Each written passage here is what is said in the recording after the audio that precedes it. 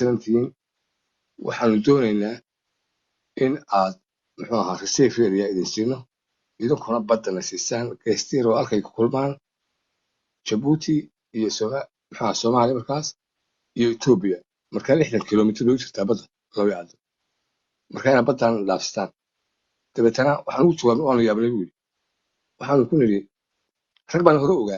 hore ogaa sheekadan ayaa waxay yiraahdeen laba sababood midna macquul maaha kow markaan waddanka qabsano Soomaaliya waxa leedahay imika uu qayb baan nahay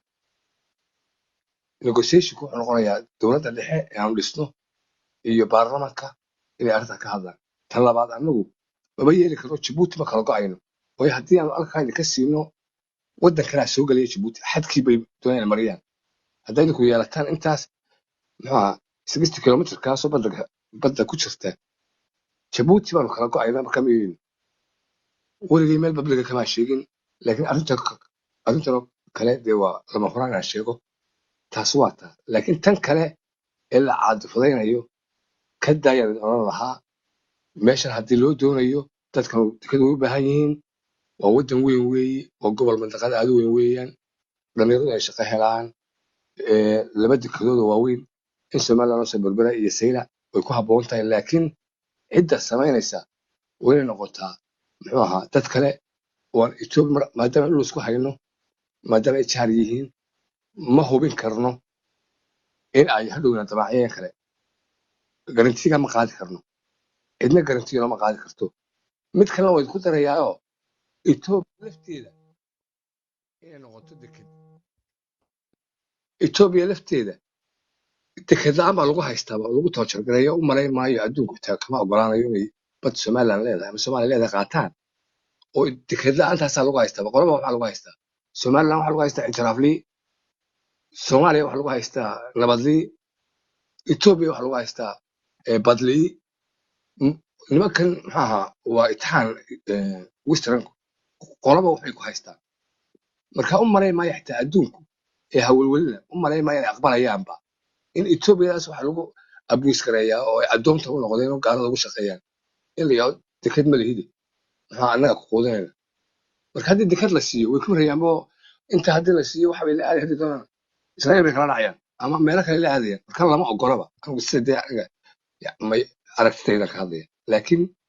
waxaan idin kala dardaarmayaa oo maxamed uu kala dardaarmayaa arrimaha masiirka marka la sheegayo yaan la qabyaaladaynin bal waxa laga hadlaya dhul dhan iyo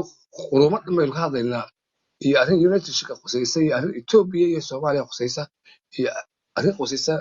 nationka Soomaalida iyo kaasayna kuna qabiil iyo halka reer la Kenya iyo wax yar aan isku hayna iyo taa ka waantooba qofka sameynaya aniga aan noqdo toob baan kula talnaa waayo qofkaas waxba garan ma fahmayo qofka maanta reer hebel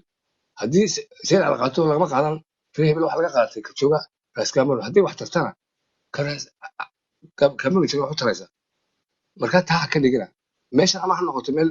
politicalka dadka aqoonta u leh ay ka hadlayaan ee waliba daacadda qof siyaasiya waliba daacada ummadda u wada damqanaya sida u damqanaya raaskaamada u damqanaya maxaa berber u damqanaya boosaaso dadku waxa way wada leeyihiin inuu haddaynu wax kala yeelno iyo haddaynu wax yeelno isla wuxuun baynu nahay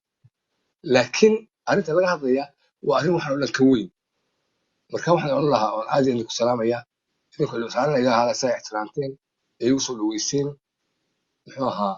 idinku si degan uga wada hadla arrimuhu labada arrimood ha noqdaan Ethiopia hadday doonayso dhul ay qaatana macquul maaha hadday doonayso in muxuu ahaa ay meesha ka cabtana inaga waan waraabinaynaa inagu haysana reer awdal haysto iyagu waraabinaya iyagu muxuu ahaa dooyin soo xidhaya iyagoo la leeyahay muxuu ahaa iyagu marti ay noo yihiin waan waraabinayna cashuur ka qaadanayna laakiin dhul baan doonayaa taa horena loo diiday macquul maaha waan salaamaya